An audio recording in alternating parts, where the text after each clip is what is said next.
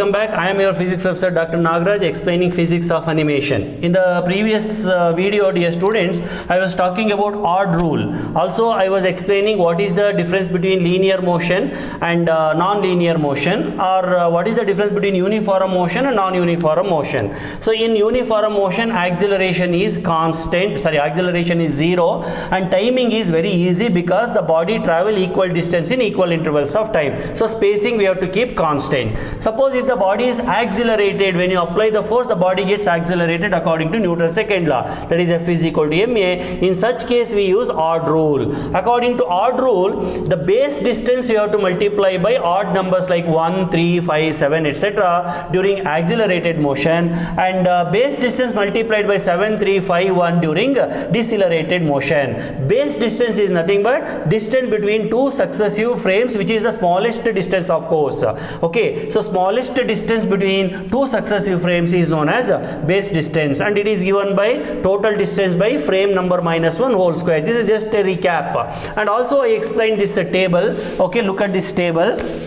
This is the table constructed for a stone falling under gravity. Okay, let us say this is the last position. So initially the stone will be in the position number 1, next it comes to position number 2, and then 3, and then 4, and then 5, and then 6. Of course the spacing is not uniform, remember. So for frame 1 position, distance traveled is S is 1 to 2, the distance, initially there is no distance traveled at all. Distance traveled from 1 to 2 is one base distance, that is least distance. I call it as base distance, that is half gt square, and you know how to calculate the distance, that is half gt square. S is equal to half gt square, t is 1, so that is equal to half g. So this is S1, like that S2, this is S2, and this is S3, and this is S4, and this is S5. Okay, and this is the distance from 1 to 2, 1 to 3, 1 to 4, 1 to 5, and then 1 to 6, right? So this distance I call as these frames I called as A, frames I called as A, frame numbers I called as A, and these distances I called as B, and these distances I called it as C. And I constructed this table. I just redraw the table. Frame number A, and then B is the distance between two successive frames, and C is the total distance traveled. Frame 1, no distance traveled, no distance traveled. Frame number 2, it is nothing but here to here, it is 1 times the base distance. Okay, and distance traveled is here to here, it is 1 plus 0, or 0 plus 1, that is equal to 1. Next, for frame number 3, it is nothing but this distance, it is nothing but this total distance minus this one. I already wrote it earlier. It is obtained by 3, multiplying the base distance by 3. When you multiply base distance by 3, you get the distance between 2 and 3. Total distance is nothing but 3 plus 1, that is 4. Now for the frame number 4, that is for this frame, you have to multiply the base distance by 5. So this distance is nothing but now 5. Okay, and total distance will be 5 plus 3 plus 1, that is nothing but 9. And for the fifth frame, that is this distance I want, it is obtained by multiplying the base distance by 7. This is nothing but odd rule, and total distance will be 7 plus 5 plus 3 plus 1, it is 16, and so on. This is the odd rule. Okay, so just because the numbers are odd, it is called as odd rule. I hope you got it. Now let me proceed further. Listen carefully. We are talking about uniform motion. During uniform motion, when you apply the force, it gets accelerated. See, normally 3 things will happen. If you apply force to a stationary object, then there will be acceleration. That is one thing. Suppose if the body is already moving, and if you apply the force in the same direction, there also there will be acceleration. Second possibility. Third possibility, if you apply the force from the opposite direction, there will be retardation. So keep it in mind, applied force not only causes acceleration, also causes retardation. So if the applied force is in the direction of motion, acceleration. If it is in the opposite direction, it is retardation, right? And this is for uniform motion. Non-uniform motion, where acceleration is constant, force is constant. But as I told in my previous video, in our day-to-day life, we not only apply constant force, we apply variable force also. Like for example, jumping, we don't apply same amount of force for each and every steps. Initially we apply more force, when we float in air, less force, like that. While falling, we experience gravitational force.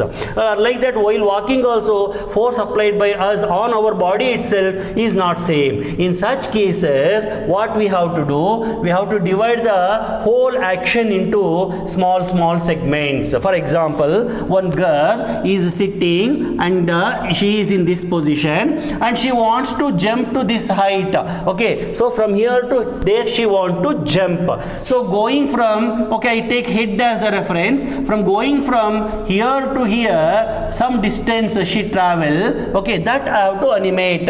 So next step will be this, next step will be this, next step will be this. Okay, so step by step she is moving. Now that means the whole event I am now dividing into small segments. Each segment I call as a frame. Frame 1, frame 2, frame 3, frame 4, like that. So for timing the non-uniform motion where force is not constant, the whole event or action is divided into small segments. Over each segment, it is considered as constant force only. That means we can apply odd rule even for these segments, because it is assumed that, of course these segments are very small. The time interval is very small. Suppose the jumping is taking, she will go from here to here in let us say 0.5 second.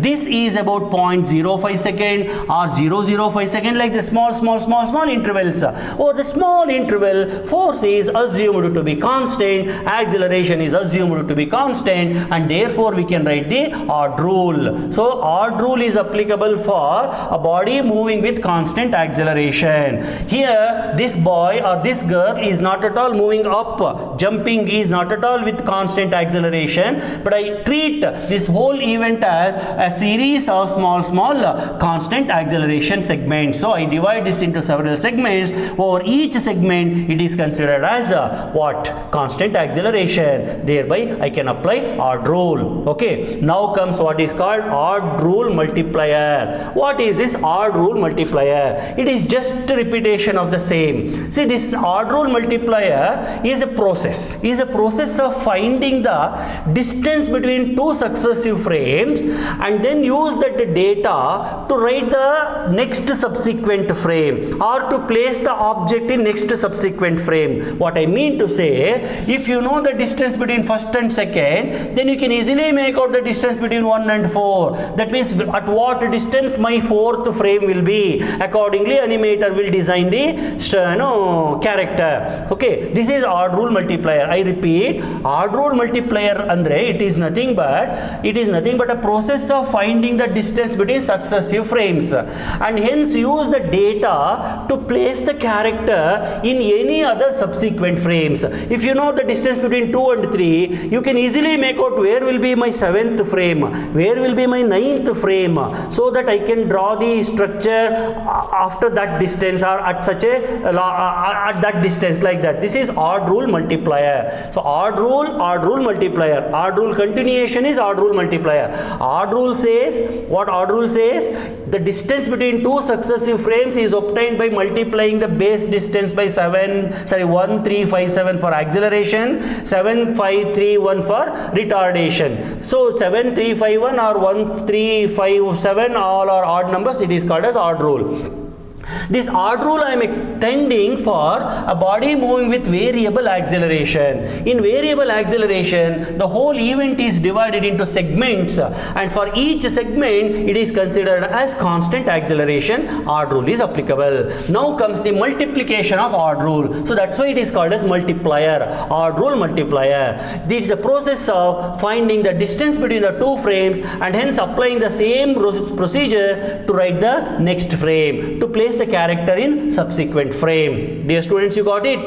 Well, same diagram I repeat by writing same table I repeat by writing the diagram. So here the stone is present initially at the first frame. Next frame will be here, next frame will be here, next frame will be here, next frame will be here. Well, first frame, frame 1, frame 2, frame 3, frame 4, frame 5. I restrict myself to only 5 frames. Now frame 1 to 2, the distance is 1. Next 2 to 3, the distance is 3. Next 3 to 4, distance is 5. 4 to 5, the distance is 7. One thing you have to notice, dear students, between each 2 successive frames, the gap is increasing by number 2. Means the spacing is getting elongated by equal amount. You know how? Yes sir, we know. We can make out from the diagram. Can you make out from the diagram? See, it is like this. Earlier spacing between 1 and 2 was 1. Next between 2 and 3, what is the spacing? 3. How much increase? 3 minus 1, that is 2. So it is 1 plus 2. Correct? So increased by 2. Next, initial spacing is 3. Now the increment is 2, so the 3 plus 2 is 5. That's what I said. Each frame gets elongated by 2. 2 centimeter, 2 meter, 2 inch, 2 millimeter, just by number 2. Don't you think it is physics? Yes, it is physics. If an animator know all these things, he can easily design his frames. Okay, so where will be the next frame? It is 5 plus 2. So this is what I said. Each frame is getting elongated by 2. This is one thing. Next, distance. From here to here it is 1. From here to it is 4. From here to here it is 4 plus 5. 3 plus 1 plus 1, that is 9. From here to here it is 7 plus 5 plus 3 plus 1, that is 16. So I constructed table, the same table I write here, same table I write here. I think this is the third time I am writing the table. Okay, no problem. It gives more and more clear, understanding of the concept. This is A, frame number. This is B, distance between 2 successive frames.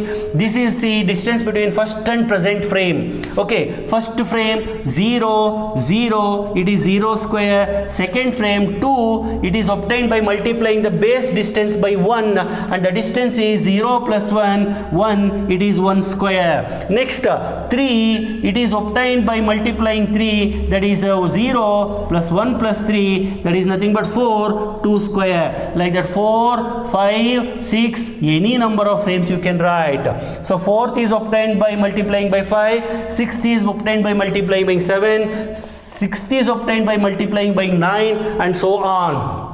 So for first one it is 0 square, second one it is 1 square, third one it is 2 square, fourth one it is 3 square, that is 9, fifth one it is 4 square, it is 16. For fifth one, look at this, 16. For sixth one it will be 5 square, so it is 25. Okay, now from this table we can write relations. C is nothing but, please follow carefully, C is nothing but A minus 1 whole square. Don't you think so? C, for example, C is 1 square for the second frame. So 2 minus 1 whole square. C is nothing but 3 square for fourth frame. That is 3 square means 4 minus 1 whole square. C is 4 square for fifth frame. So 5 minus 1 4 square. Got it?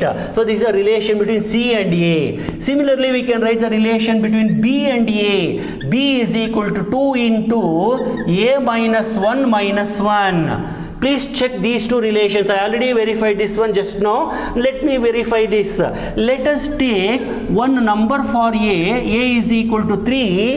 Then B, let us see what happens. 2 into 3 minus 1 minus 1. That is equal to 2 into 3 minus 1 is 2. minus 1, that is 4 minus 1, that is equal to 3. That means for third frame B must be 3. Please check, for third frame B must be 3. Got it? You can substitute any value here and verify. Let me try one more. Let A is equal to 5. Then what will be the B value? 5, I expect 7. Let us see whether I get 7 or not. 2 into 5 minus 1, A minus 1 minus 1, that is 2 into 4 minus 1, that is 8 minus 1, 7. I hope you got this. This is odd rule multiplier. So odd rule multiplier is a process in which subsequent frame distance is calculated. With the help of that, any other later frame distance can be estimated, and then we can place the character in that particular frame. So what I have explained here is for slow out process. Same thing you can explain even for slow in process also. Slow in process is just reverse. It is nothing but 6, 5, 3, 2, 1 frames. So it is not 1, 2, 3, 4 frame. It is 5th frame, next 4th frame, third frame, second frame, 1 frame. So the body is getting decelerated. Speedy car, after driver applies the brake, slows down and finally stops. So there it is just reverse, but the mechanism is same only. So this is about odd rule multiplier. So I explained what is odd rule multiplier, how to do that. Just continuation of odd rule, that's all.